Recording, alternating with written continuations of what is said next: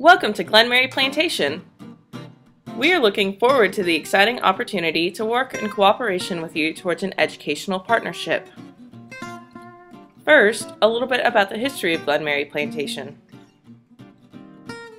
The original plantation grounds consisted of nearly 3,000 acres under the ownership of Colonel T.J. Smith of the Confederate Army.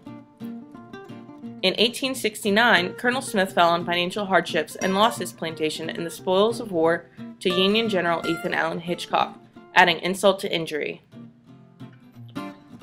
Following the death of General Hitchcock, the plantation was directed and operated by his widow, Martha Rind Nichols Hitchcock. This adds an interesting element to the history of Glen Mary simply because it was operated by a woman, which was for the most part unheard of at the time. Now on to the restoration progress. When Preservation America bought the plantation, it was in dire need of serious restoration, as you can see. The first step in the restoration was to remove the upper columns and to support the roof. This was followed by the deck, which was constructed poorly to begin with, followed by the removal of the lower columns, which were crumbling under their own weight.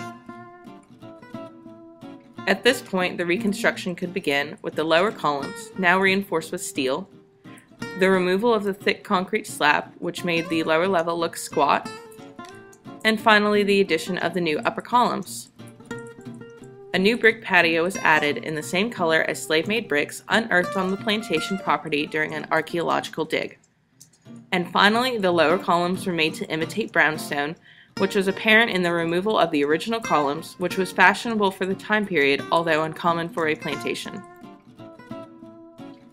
The interior of the plantation houses beautiful and ornate features such as cast iron crown molding and cranberry glass surrounding the second floor entrance.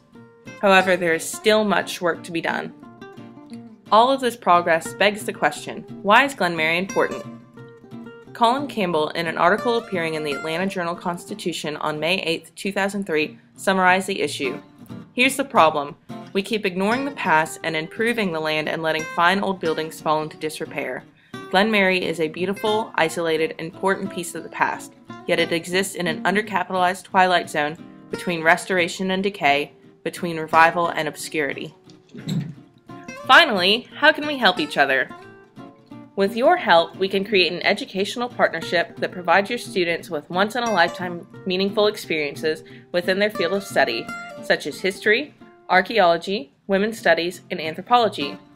Students will have a chance to get out of the classroom and unearth history for themselves on site while applying the skills and knowledge they've learned in their studies. These meaningful experiences will come to light in the form of summer classes offered on site and weekend courses over the regularly scheduled fall and spring semesters. Students will stay on the plantation in newly added modular dormitories, making Glen Mary a destination location for focused learning. Although we feel it would be best for students to stay on site for the duration of their coursework, we plan on having some fun too. Extracurricular activities include bowling night, floating and kayaking down the Oconee River, and bonfires. We thank you for your time and continued support and look forward to working with you in the future.